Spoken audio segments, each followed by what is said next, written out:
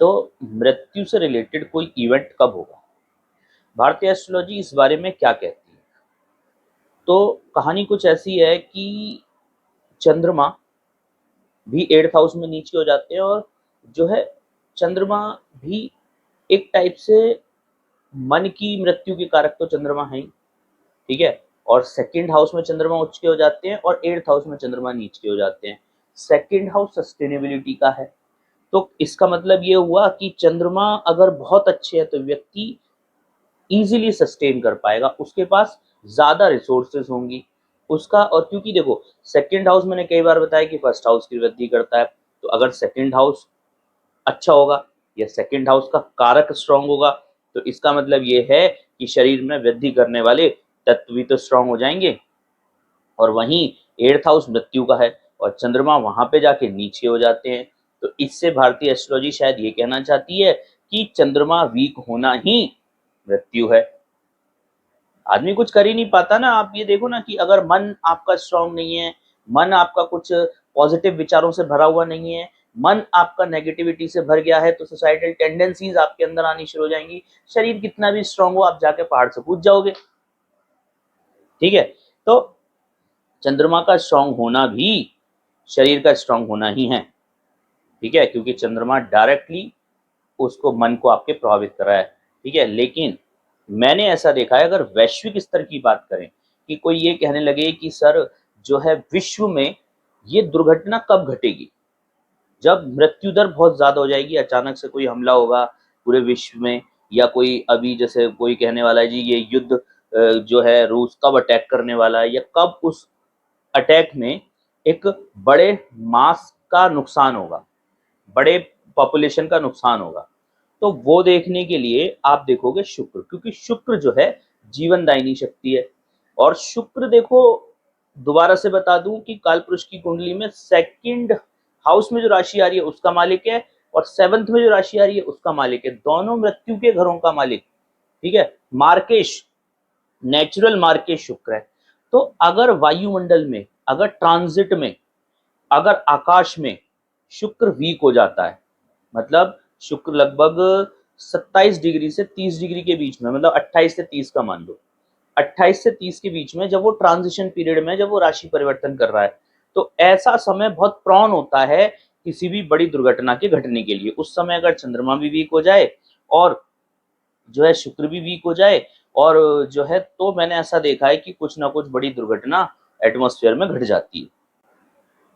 ये week astrological point of view से बहुत इंपॉर्टेंट है, क्योंकि देखो आज 21 तारीख हो गई, 23 तारीख को सबसे पहले तो मंगल चेंज हो रहे हैं, उसके बाद शुक्र रेट्रोग्रेड हो रहे हैं, शुक्र अस्त हो रहे हैं, पहले वक्री होंगे फिर अस्त हो जाएंगे, उसके बाद बृहस्पति चेंज हो रहे हैं, ठीक है। और चंद्रमा तो हर 2.5 दिन में बदलता ही रहता है। तो एस्ट्रोलॉजिकल ट्रांजिट के हिसाब से ये वीक बहुत इंपॉर्टेंट है। आप देखो 23 तारीख को मंगल अपना राशि परिवर्तन कर रहे हैं और कुंभ राशि से मीन राशि में आ रहे हैं, जो कि बृहस्पति की राशि है और जो कि पानी को रिप्रेजेंट करती है। पानी को मतलब बहुत बड़ी जल राशि को रिप्रेजेंट करती है, और मंगल एक आग के गोले को रिप्रेजेंट करते हैं। तो वो वहां पे बहुत अच्छे तो माने नहीं जाते हैं, पानी में आग का गोला डाल दो तो कोई अच्छी सिचुएशन तो है नहीं। साथ के साथ मंगल के जो शत्रु हैं, परम शत्रु बुध और राहु भी इस समय पर उसी राशि में प्रेजेंट होंगे, तो ये मंगल के लिए कुछ खास अच्छी कंडीशन नहीं है, पहली चीज तो ये। उसके 2-3 दिन बाद आप ये देखो कि शुक्र यहाँ पे 21 डिग्री, 28 डिग्री, शुक्र 29 डिग्री, और फिर शुक्र आ जाएंगे मेष में। हाँ, तो 25 अप्रैल को मेरा सॉफ्टवेयर ये दिखा रहा है कि शुक्र मेष में आ रहे हैं, ठीक है। पहले शुक्र मतलब वक्री गति से चलेंगे ना, तो पहले वक्री होंगे, फिर सूर्य के ज्यादा नजदीक आ जाएंगे, तो कंबस्ट भी हो जाएंगे, अस्त भी हो जाएंगे।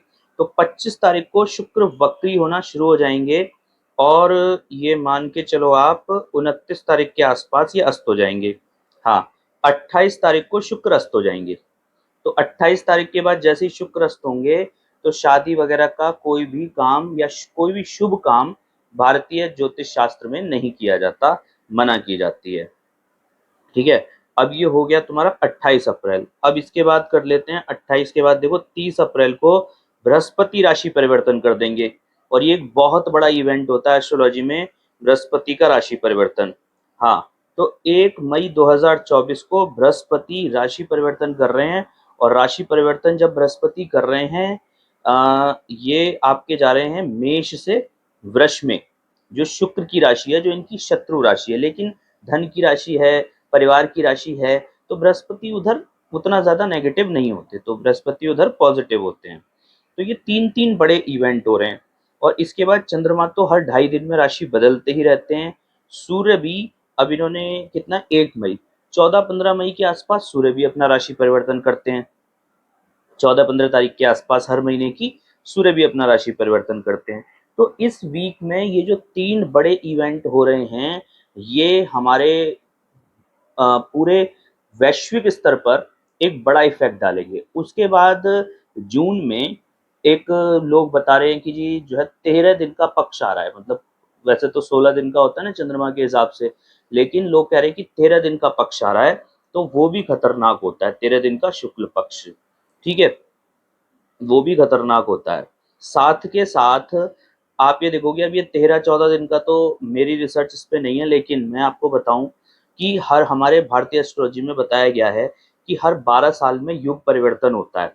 और मैंने कहीं पर सुना था और पढ़ा था कि लगभग हर 12 साल में ना सन पर सन पर देखो, बहुत सारे सन के अंदर जो है ना, सन के कोर में बहुत सारे हाइड्रोजन बम फट रहे हैं। एक टाइप से मानो कि अगर आप हम साइंस में भी बताते हैं ना कि सन के कोर में क्या हो रहा है, कि सन के कोर में बहुत सारी हाइड्रोजन जो सन के ऊपर एटमॉस्फेयर में है वो जाती है, और अंदर हाइड्रोजन जुड़ती है, हीलियम बनती है, और उससे बहुत, मतलब एक तो हाइड्रोजन बम होता है ना, एक फिजन एक फ्यूजन। तो वहां पे क्या हो रहा है कि फ्यूजन हो रहा है, 2 हाइड्रोजन एटम जुड़ रहे हैं और फ्यूजन कर रहे हैं, मतलब इसमें एक्सट्रीम अमाउंट ऑफ एनर्जी निकलती है।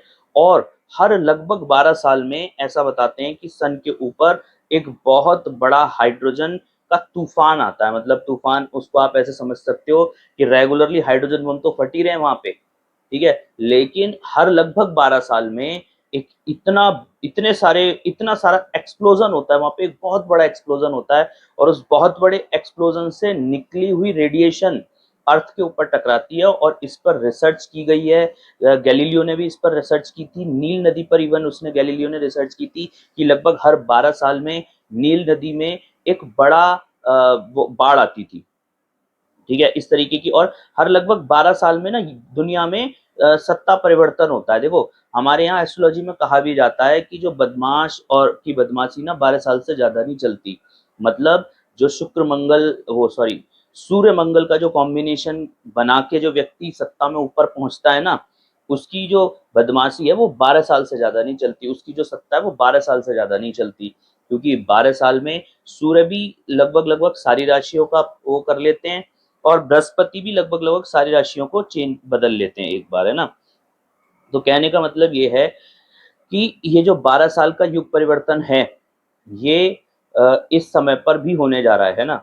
और इस समय पर ऐसा देखा गया है कि सन के ऊपर एक बहुत बड़ा ब्लैक स्पॉट दिखाई दिया। वो ब्लैक स्पॉट मतलब कि वहां पे कोई बहुत बड़ा एक्सप्लोजन हुआ है, और उस एक्सप्लोजन की रेडिएशन इतनी खतरनाक होती है कि इवन वो बाढ़ आना, या कोई बड़े युद्ध के हालात बन जाना, या कोई व्यक्ति कोई देश एक दूसरे देश पर आक्रमण कर देना, इस तरीके की, या फिर टेक्नोलॉजी से रिलेटेड कोई बड़ा इवेंट हो जाता है, लाइक कुछ ऐसा कि जैसे सारे टावर एकदम बंद हो जाना, लाइट एकदम किसी शहर की एकदम लाइट चली जाना, कहीं पर बड़ी आग लग जाना, इस तरीके का कोई इवेंट भी हो सकता है। और ये कब होगा? ये तब होगा, अब देखो यहाँ पे कहानी ये है कि ये जो है मंगल आपके, शुक्र आपके, देखो अभी यहाँ पे 8 डिग्री कंबस्ट हो रहे हैं, ठीक है, बृहस्पति 0 डिग्री के होंगे। तो यही वीक जो है ना, ये काफी जो वीक है, ये जो वीक है, जब मैं संडे को वीडियो बना रहा हूँ, तो ये जो वीक नेक्स्ट वीक है आपका, लगभग आप ये मान के चलो 21 तारीख है आज, तो 22 तारीख से 29 तारीख तक का ये जो वीक जो है, 8-9 दिन जो है, ये काफी प्रोन है किसी भी दुर्घटना के घटने के लिए, क्योंकि यहाँ पर आकाश में बृहस्पति भी बहुत ज्यादा वीक होंगे, क्योंकि वो राशि परिवर्तन कर रहे हैं। शुक्र वक्री हो चुके हैं, मतलब जो जीवनदायिनी शक्ति है वो सूर्य के बहुत ज्यादा करीब आ चुकी है, और वक्री हो चुके हैं, ठीक है। और मंगल भी इस समय पर, मंगल मतलब जो लड़ने की क्षमता है, इस समय पर वो भी काफ़ी वीक है। और उसका उल्टा अगर हम देखें तो शनि काफ़ी स्ट्रांग है, राहु काफ़ी स्ट्रांग है, ठीक है? और चंद्रमा वगैरह की तो अब बात कर ही नहीं सकते। तो अभी यहाँ पे सूर्य 17 डिग्री के हैं, तो 28-29 तारीख के आसपास सूर्य 20 डिग्री के ऊपर निकल जाएंगे। 20 मतलब 20 भी नहीं, 25-26 डिग्री के भी ऊपर सूर्य चले जाएंगे।